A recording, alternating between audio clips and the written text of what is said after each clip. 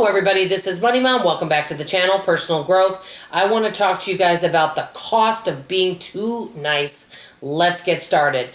As you guys probably know, I love to love people. I want to be kind. I'm usually in a really gregarious mood, but sometimes people have seen my kindness and being too nice as weakness. Let me know if you can relate to any of this. As a matter of fact, I grew up where I was raised by my mom and dad, wonderful people, and I was raised by my mom to always turn the other cheek, let things roll off your back, don't cause waves, that was said a lot, and just to be kind and loving to people. So because of this, I was raised to always be this way to others. Well, my dad, on the other hand, was very direct with people. I want to share a little story about my parents I thought you might get a kick out of. My mom could change her mood just like this. She always, when we were out with anyone, she always was kind and always in a good mood with everybody. Now at home, if she was upset, she would show it. So if she was angry at one of us and the phone rang, my mom would change her mood just like this. She'd pick up the phone and she'd say, "Hello? Well, how are you?" And it was so hilarious.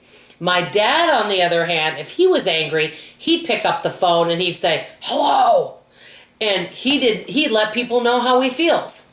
So he did not keep feelings inside, and if he didn't like something, he would tell people to mind their business, and he would speak frankly with folks. My mom, on the other hand, didn't do that.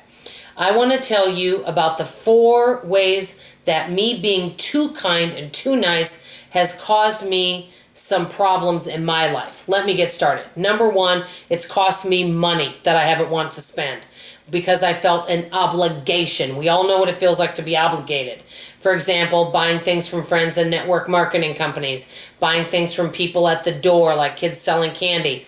It could be going to a health fair and buying things because you're there, or being invited to a party, like an in-home party that someone's having, and purchasing things there. Anything you can imagine where you felt obligated to spend money on something and you do so to be kind, but you kind of didn't want to spend that money. That's number 1.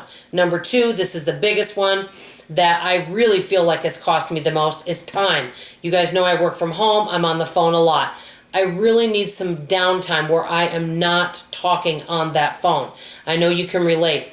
I have a lot of things that I'm really working on now, like the reading 30 minutes to 45 minutes a day, where I'm trying to better myself. I'm working on my memory and all these things that I talked about Monday morning.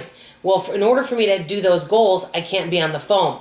And I have some friends, a few people in my world, that call several times a day and they like longer conversations. And if I don't call back right away, they'll keep calling, and it can be very frustrating. So it can cost you time by being, calling or being on the phone all the time and not just saying, "You know what, I can't be on the phone all the time. I really have things I want to work on," and not speaking up for myself. Number 3, unsolicited advice. And I spoke about this with a dear friend.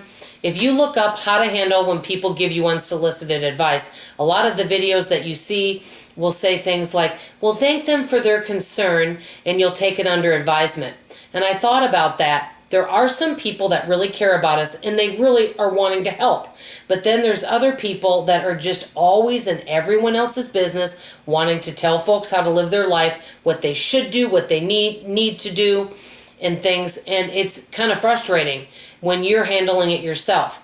So that being said, from now on, I'm not going to thank people. To me, why thank them if they're just being nosy and you didn't ask their opinion? So that's number 3. Number 4, and this is a big thing that I need to work on, avoiding confrontation and conflict. I do tend to avoid conflict and confrontation, mostly because I don't want to cause waves, and the other is I just don't think it's going to help the situation a lot of times. I think it's just going to make things worse. And a lot of people that I would have any kind of conflict with anyway are people that are just, they don't change. So it seems pointless. But anyway, these are some of the things that I go through with the cost of being too kind and too nice. I want to know if any of you feel this way, especially about the cost of time. Do any of you have people in your world that call a lot that you just don't have the time? or the energy to be on the phone all the time? I would like to know an answer to that one. Thank you so much for allowing me to share this video. I like to grow and learn along with you, and I'd love to hear about any of the struggles that you're having. This is Money Mom signing off, and as always, I love you. Bye-bye.